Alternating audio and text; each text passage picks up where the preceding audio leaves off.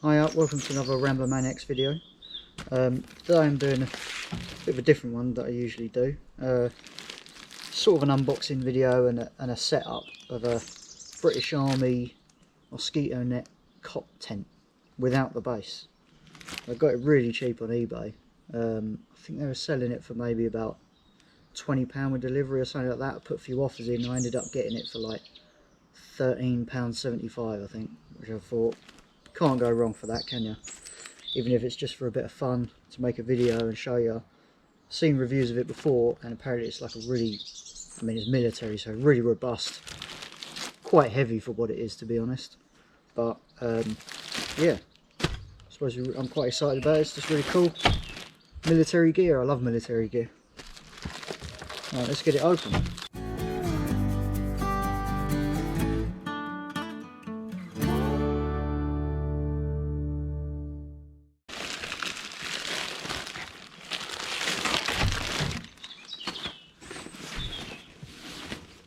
So first of all, quite a decent bag, thick and tough. Looks like it's got maybe, yeah, instructions on how to set it up. I think it's telling you two different ways to do it depending on if you're using the legs base bit, which is a separate bit that I didn't buy. So inside, this is obviously the main kind of, I think it's a canvas base, so I'm not sure that that's going to be waterproof on its own. You might need to use a ground sheet, or I guess I'll have to find out if that's cotton or not. If it is, then you can wax it. And that's really like thick, heavy duty stuff.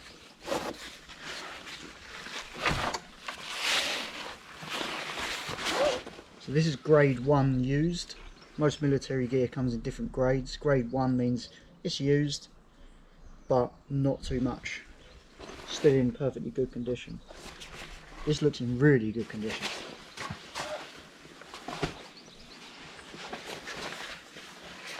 Okay, so that's that. Obviously I will set it up so you'll see it properly. And then,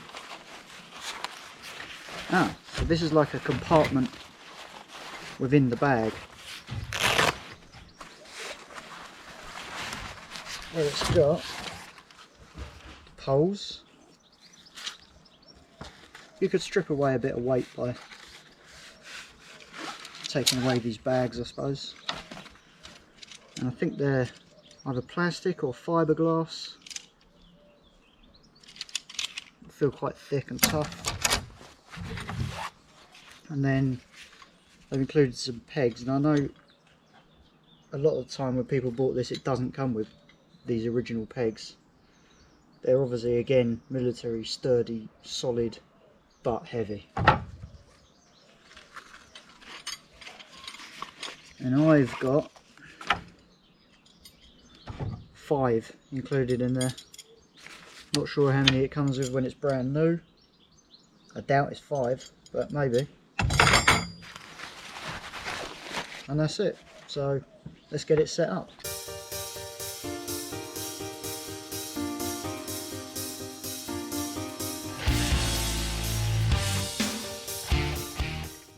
Okay, so that's it basically set up.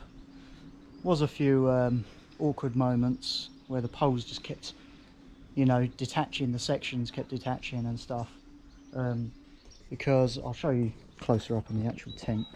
It has to go through there, and then there's nothing for ages, and then when you get to the top there's a bit there, a bit there, and then of course another loop. It's not right in the corner of the tent, but it's, where is it? Here. So you've got to feed it through that, and then when you get to this bit, you start sort of poking it through, and then it detaches down here, and then you got to try and get it through this bit again. But it is my first time doing it, so it's obviously going to take a bit longer. But on first inspection, it's like, you know, really simple to put together. All seems to be in good condition. I wouldn't be surprised if there was something a little bit wrong, because it is grade 1, but it is used, I mean. But it looks very, very clean. The poles are not aluminium, but they're really thick and strong. And then these little clips go on after. So once you've got all the poles through, you pull it up, you push the corners into the little eyelets. The grass is a bit overgrown there. So you've got the pegs that peg out the corners on the D-rings, plastic D-rings, and then this goes in the little eyelet there. And then you can just kind of push that into the ground a bit if you want. And then you put these clips on. And there's bugs crawling all over it already. Look. What's that, a wasp or a fly? I don't really know. But you can't get in. And then obviously, you know, with any tent you can undo the pegs and stretch it out more if you want to pull it more taut. It's going to unzip this bit. Ah, what's that? There's a Velcro bit here. Not sure what that's for, and there's another little loop. I guess you could put extra pegs in if you wanted to peg out the middles or something. That's probably to attach an outer or to attach the actual bed bit to. There's a zip. Zips up, zips across. Actually that zip's catching a little bit down the bottom there, but it still works. So you can open it right up. So I hope the stabilisation works okay on this because I got it on super view. So we can zip down rather than forcing that last bit. So these ones across first.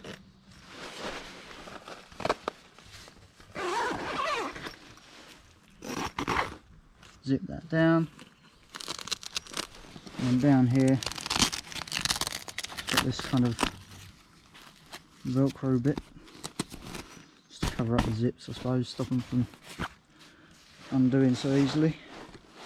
And actually I'm the wrong way around here. I'm going to turn around down the bottom here. You don't want your head in there. There's extra room for tall people. Put your feet in there. But I don't need it.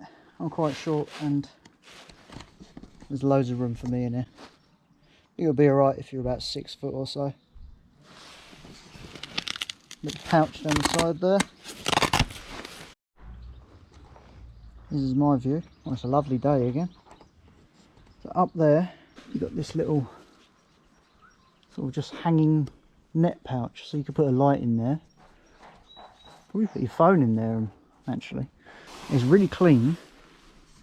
Got to say, it's perfectly clean. Yeah, I have heard that apparently this ground sheet is not waterproof. I'm sure it would be alright on like the ground, normal ground and a bit of dew and stuff like that. But if it's been really raining, the ground's really wet, I don't think this is gonna suffice. But to be honest, why would you be using this on its own if it was raining? I'd still use just a little light ground sheet. We've got one, really cheap. Just put it underneath. A lot of people use ground sheets with their tents anyway. There's a couple of sticking points, a little bit on the zip there. So now I'm going to attempt to rig up the British Army basha with this to create a kind of, you know, to turn it into a tent or a rainproof system. Obviously, again, I've never done it before, so maybe it'll be a complete failure, but I'm going to give it a go.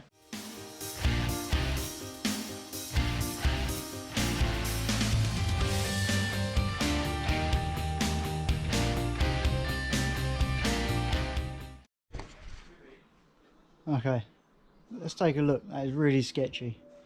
I was doing this in the garden. I've actually sort of run out of paracord. I've ordered some more, so couldn't do it as perfect as like, but for a first attempt it'll get you out of trouble. So that's actually the ridge line.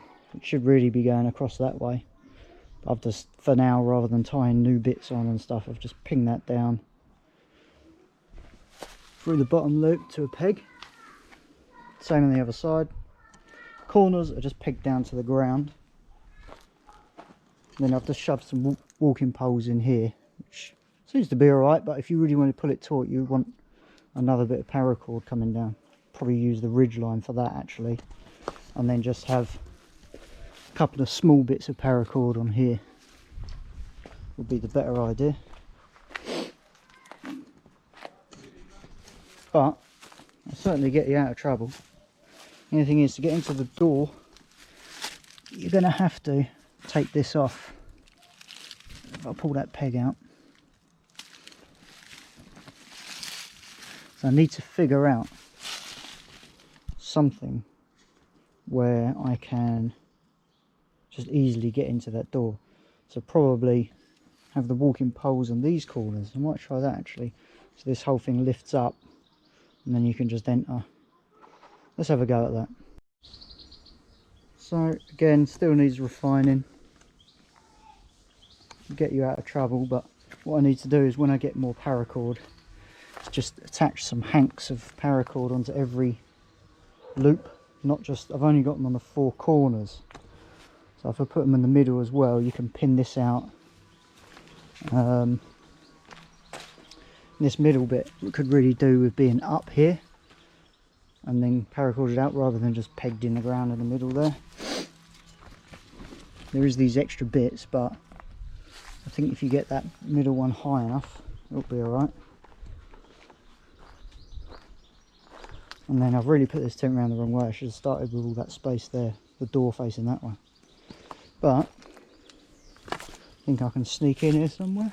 So yeah, I've just got the walking pole straight down the middle and the corners pegged out with the paracord there.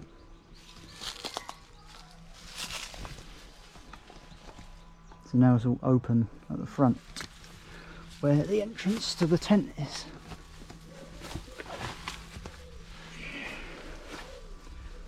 So you can see that, the walking pole there, pegged down with paracord in those corners.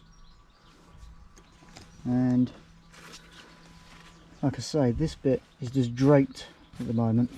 I could do with, when I get more paracord, put some on there, on that loop, and pin that out tighter. Same with that end. Say this basher is a little bit short in length for this, but you could just about do it. Otherwise, obviously, if you've got trees, you're probably going to set it up over and above and attach it to the trees and stuff like that. You know, this is like, if you don't have any of that, you just got to drape it over. It's a bit of a shame there isn't, on this particular British Army basher, there's no kind of strap or anything right bang in the middle underneath. There's these kind of handles all the way down it, but nothing right in the middle. That's quite annoying, because if there was something right in the middle, this has like just a little bit of these sort of straps for tying off. So you tie it off onto the walking pole, stop it from moving around as much, and you could tie it onto that if there was but there's nothing in the middle. That's really annoying. I bet there's a million and one different ways that you could do this. I might speak to a few people, see if anyone knows anything like a good way of doing it, or if you do know, you know, write in the comments, give me some advice, because I'm just learning as I go really. I'm no expert or anything like that. But I really like this thing. This is really cool. Summer, just use this on its own. And would like to do a wild camp in it sometime. We'll see. So here I am banging on about how tough and robust everything is. And these pegs are really thick and tough, although they're heavy. Well, actually, when putting this in, totally bent the shit out of it. And that was just putting it in my garden ground, not like pulling it out tight or anything. And I didn't push that hard, so maybe these pegs are worth replacing with some, you know, lightweight ones. If they're going to bend anyway, you might as well have lighter weight ones. Okay, so it's cooled off a bit now, and I've actually spun it round like I should have done in the first place. Now the door's facing where I've got more space, so I can play around a bit easier, try and get that front open. So let's see, try something else. So what I've noticed is that this is the back of the tent in the middle. There's this little velcro bit, which is probably something to do with the bed, I suppose. I was thinking that could be my little tie-off point here. Let's put one in there for luck. Okay,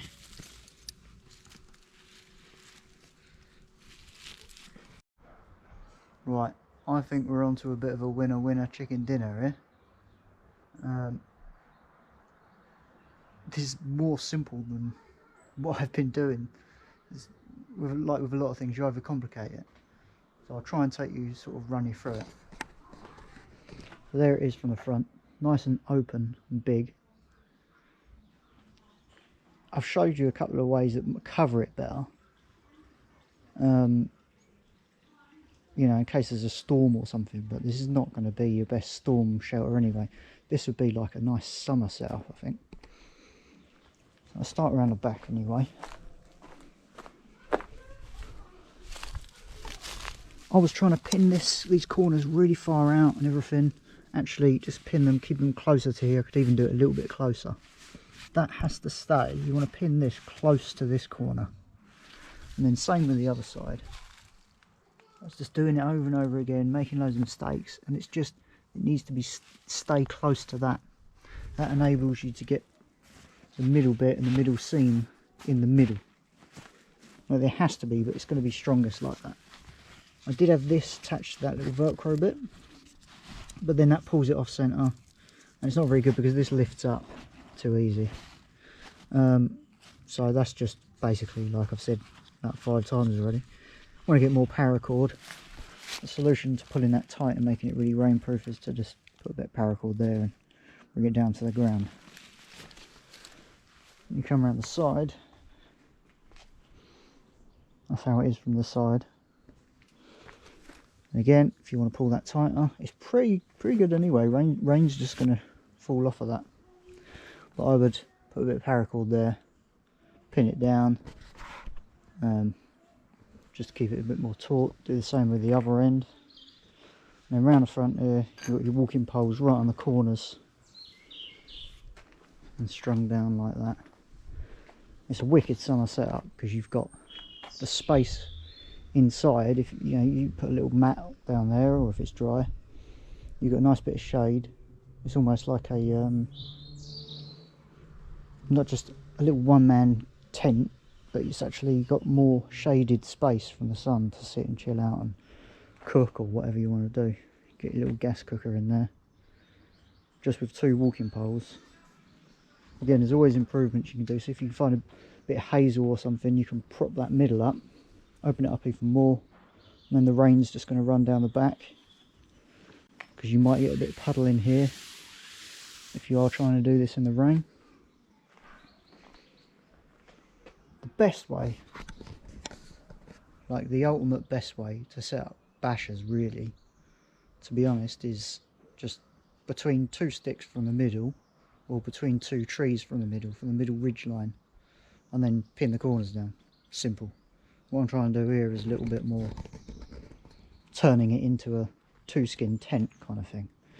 The walking poles are turned up the other way because they've got these metal rings, so that's actually the spikes go up through the rings, which makes it nice. And then yeah, nice bit of tension, got the slip knot on there so I can tighten it. Can't wait till the other paracord comes and then I can really set up this tarp again. I'm not going to stuff it back in its bag because, to be honest, the stuff bag, it's tiny, and you just end up stuffing it in there feeling like you're going to rip it or something. And with the extra paracord on there, it just doesn't want to fit in there. It's a nightmare, and I'd rather be able to kind of roll it up. So I think this time when I put it away, I'm going to roll it up neatly, just put a band around it, maybe even put it in the bag with this mosquito cot tent. So there's a couple of videos on YouTube about this cot tent, mosquito net cot tent, whatever you want to call it.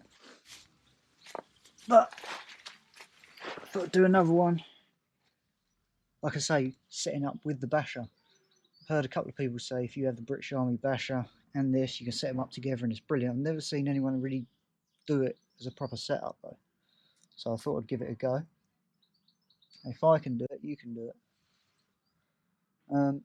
All I will say is this is very sort of bendy and everything, this whole cot tent thing. So when you put the tarp on it and you put a bit of pressure on it and start pulling things too tight, the whole thing kind of bends over. It doesn't affect the bottom, especially if you've got it pinned down. It won't affect the bottom that much, but it will lean over a bit. And this is something I haven't mentioned yet. The brilliant thing about this mosquito net cot tent, and I've got it open so I'm getting all the bugs in here now, is that it's so high. I mean, I've got, I don't know, 8-10 inches above my head in the middle, and even if I'm back here, my head's only just touching it. Loads of space to sit up in here. The width, like I say, is tight. It's 100% a one man. And that is it. Enough space for one man. No more. A one nighter for bushcraft type thing when you're in the forest and you've got a bit of tree coverage as well. Wicked little setup. Definitely going to use this when I do a summer camp or a campsite or a wild camp. Hopefully get a couple of mates involved and we can sit out, and this is providing a nice bit of shade because I've camped in the summer in the shade, in the sun before, and I remember we was in a almost wild campsite and it was all open, our pitch, and the sun was, it was too much. There was no shade for me. You go in your tent's boiling hot. I thought next time I'm bringing a top with me to set up, give a bit of shade. This is perfect, absolutely brilliant. Finally, I was worried that I wasn't going to find a decent setup. The other setups are okay, but this is brilliant.